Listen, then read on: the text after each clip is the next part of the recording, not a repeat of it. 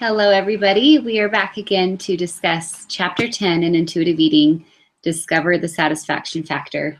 And the introduction is really great. It says, the Japanese have the wisdom to promote pleasure as one of their goals of healthy living. In our fury to be thin and healthy, we often overlook one of the most basic gifts of existence, the pleasure and satisfaction that can be found in the eating experience. When you eat what you really want in an environment that is inviting, the pleasure you derive will be a powerful force in helping you feel satisfied and content. By providing this experience for yourself, you will find that it takes much less food to decide you've had enough. Now, I talked about this in my last video, my experience celebrating my anniversary this weekend, and how that principle was so true, that I had enough much sooner than I normally did because I was savoring each bite and really feeling satisfied with my food choices. Now it says, to be satisfying, a meal includes foods that you enjoy and that hit the spot.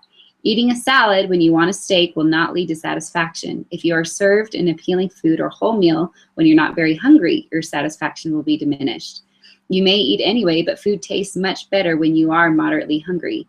Conversely, if you eat when you're ravenous, your taste buds will barely have a chance to register the exquisite taste before you've bolted down the entire meal. Definitely not a satisfying experience. But when you begin to eat a delicious meal when you're moderately hungry, you're likely to find that you're comfortably full before the meal is even finished. If you finish eating the whole meal, there will be diminished taste to the food because the taste buds become desensitized to the nuances of the food, especially if you become overfull. Okay, so honoring your hunger, making peace with food, feeling your fullness, so all those previous principles, and coping your emotions without using food are 4 of the spokes on our imaginary wheel.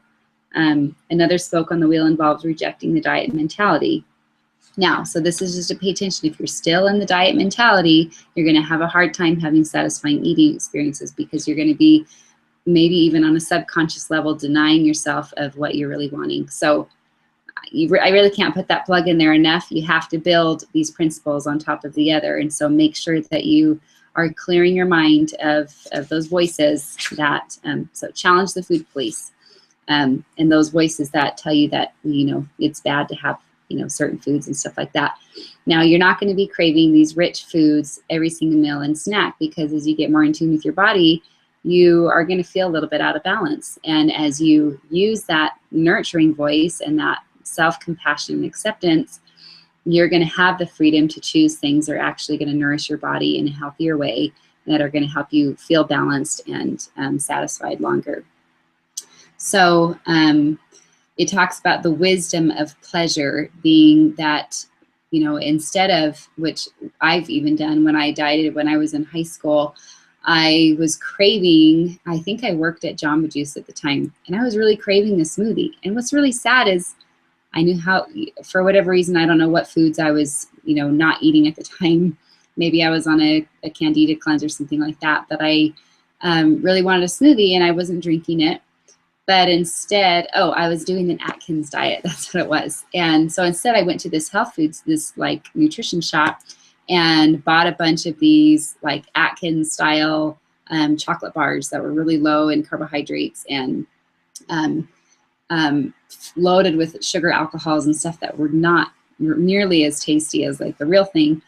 But anyway, I think I ate probably 3 or 4 of those, made myself so sick I wanted to throw up, and had way more calories than if I had just, and it's not, the calories really even matter so long as you're listening to what you really want in your fullness level, because your body is going to bounce out the way it needs to. Anyway, so the wisdom of pleasure is that if you go for what is really pleasurable, you're going to be eating less in the long run, and you're going to feel happy and more satisfied. And so go for the chocolate cookie instead of eating 10 times more diet foods, beforehand. And then the chocolate cookie on top of that, or the 2 chocolate cookies, whatever it is, whatever stage you're in with the intuitive eating process. Also, don't be afraid to enjoy your food. I think what's really sad nowadays is if we are feeling body hate or anger or resentment or these negative toxic emotions about ourselves, we don't feel worthy of enjoying our eating experiences, especially, if we're overweight. Sometimes if we're going out with lunch with friends and stuff, we completely almost numb ourselves to the eating experiences because we don't feel like we're worthy enough to enjoy it. that says, remember to give yourself permission to fully enjoy it. That's one of the wonderful blessings of our life on this earth, is that we have delicious food to choose from, to enjoy, to enrich our lives. So enjoy it. There's a, it says, I'm just touching on like the different subheadings in this chapter. But again, once you get the book, or if you have it, read through it, because there's a lot of great information. It shares examples of different clients that, the dietitians that wrote this book, of their clients' experiences going through these. So it's really good to read. But talks about being satisfied now and you'll eat less later. How many of you, including myself, have deprived ourselves at a restaurant or going out to eat with friends or at a friend's house, only to binge later when we go home because we're unsatisfied and we've been using our sheer force and grit and willpower to deny ourselves of these foods? So then we binge and we don't even feel satisfied then, because we're not savoring that experience because we're feeling guilty. So steps to regain your pleasure in eating. Step number 1, ask yourself what you really want to eat. Pay attention to the aroma. Do you want something cold, warm, or hot? Do you want something liquidy or solid, crunchy, smooth, creamy? There are so many factors and variables in foods. So pay attention to those things and ask yourself. This is the funnest part, actually, of the intuitive eating experience, is really getting in touch and asking yourself what it is that you really want and crave, because it's so fun to eat it when you do that. Step number 2, discover the pleasure of the palate. So paying attention to, or I guess that's kind of what I was talking about too, paying attention to taste and textures, aroma, the appearance. We know that it's beautiful to have an array of colors on your plate. So if you have like a chicken sandwich and French fries or potato wedges or whatever, that's all white stuff. So you want to add some color on there, because what's interesting is the more satisfied your eyes are with the color palette, the more satisfied the whole eating experience is going to be in general, and you're not going to be wanting more. So pay attention to that appearance, and then also pay attention to the volume or filling capacity. So some foods are light and airy while others are heavy and filling. So the filling capacity of the foods you choose will make a difference on how much food you need to satisfy or how full you feel after you're finished eating. So respect your individual taste buds is another thing with discovering the pleasure of the palate. And everybody has different preferences, so honor your own. Keep in touch with what's appetizing to you. And think about what you really feel like eating. So once you've gone through the hyper-conscious experimentation with the sensory qualities of foods, the next time you feel like a meal or snack, take a few moments to decide what you really want. So I guess in the first step was to first pay attention and analyze all the different aspects of food. And then step number 2, when you actually go to eat, ask yourself what aspects of those foods do you want or crave. Step number 3, make your eating experience more enjoyable. So this is also included in the Feel Your Fullness chapter summary, but you're going to want to savor your food. Now, this is kind of a rule that I made for myself that I try to implement, and that's been really, really helpful.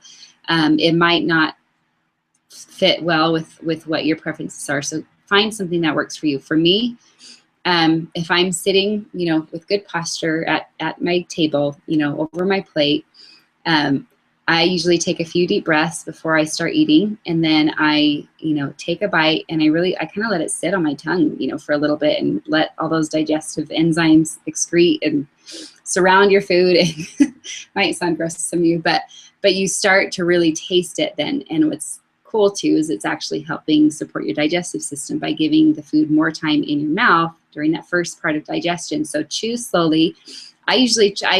When I was really hyper aware, I was counting how many times I chewed. So I would try to chew at least 20 times, depending on the food I was chewing. Sometimes it was more or less, just to make sure that I was really getting it, broken down before I swallowed. And then I tasted it, I savored it, and I've actually thought about the food. And I've actually done a meditation before that I loved, which I might record for people to use. It's where you literally sit down and you almost use this eating experience as a meditation, and you get really, really in touch with the food you're eating and the touch and smells and tastes. And it's just good practice not that you can do that, of course, every meal or snack, but it just gets you in the mindset of really being present during your eating experience. Savoring your food. So for me, savoring my food, I would, try to chew at least 20 times, and I put my fork down in between bites. So I'm thinking about the food that I'm chewing, not thinking about the next bite that I want to shovel into my mouth. It says, remember the 3 S's of satisfying eating.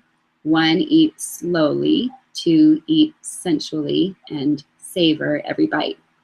So it also says to eat when gently hungry or moderately hungry rather than over hungry, because that'll make a difference in how satisfied you are. Eat in a pleasant environment when possible. Avoid tension. Provide variety in your foods. And then step number 4 is to not settle. So don't settle for something because it sounds healthier or lighter or whatever. Go for what your body is telling you you really want. And then use those 3 S's, and you're not, your tendencies to overeat will be diminished a lot.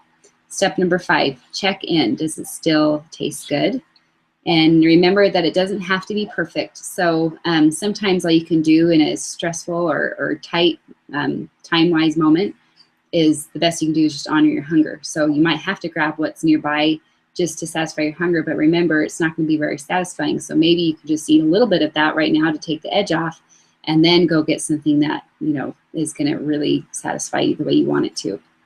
So don't be a perfectionist about it. Just try to implement this principle as much as possible, and you'll be eating less in the long run. And the emotional eating, we'll talk about in the next chapter, but that tends to also go down for me when I'm focused on creating satisfying experiences. So reclaim your right to pleasurable, satisfying eating. Says knowing what you like to eat and believing that you have the right to enjoy food are key factors in a lifetime of maintaining normal weight without dieting.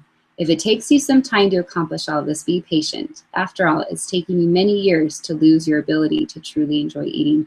And I can't emphasize that enough. I feel like if I could, you know, if people could know that, you know, yes, they might not lose 20 pounds in 3 months, you know, by following, you know, because they're not following this, you know, depriving, hard to maintain, impossible to maintain diet, but you're going to be enjoying yourself from the very get-go of this process. And so you can learn to love and accept and embrace your body the way that it is now. Doesn't mean that it has to be the way you want it to be forever, but you can practice radical acceptance of it, nurture, love it just as you would your own child or your best friend or your mother, whoever it is that you're really close to, that you're very non-judgmental with.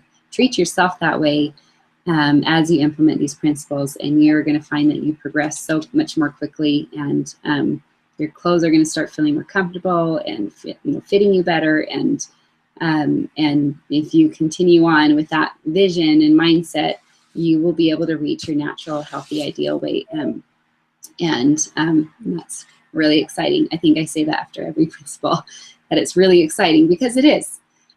So at the end of this chapter also, there's a couple of research studies that they've shown. One, that people who are eating when they're distracted, like playing a solitaire game or watching TV or whatever, always or usually tend to eat more. So again, a plug-in for not being distracted while you're eating.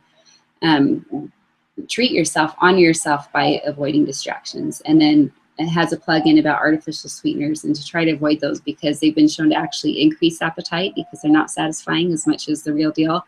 And sometimes they can make you crave sweets even more than if you were just to, have, a normal natural sugar or whatever sweetener when you crave it. So don't be fooled by all the low-calorie snacks and sweeteners and things like that, because in the long run, they really don't make you eat less, and they're less satisfying. So that wraps up Chapter 10, Discovering Your Satisfaction Factor.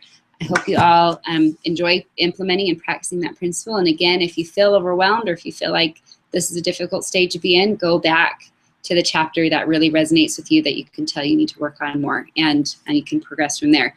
And again, I think I talked about this in my last video. We're going to be starting our first intuitive eating challenge on September 1st. This is the year 2015.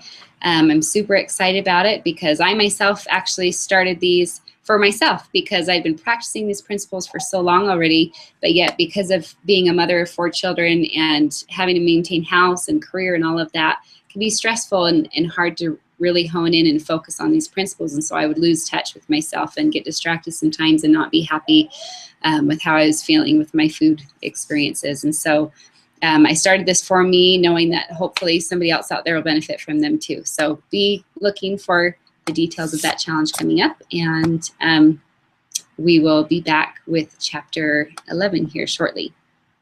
Thank you.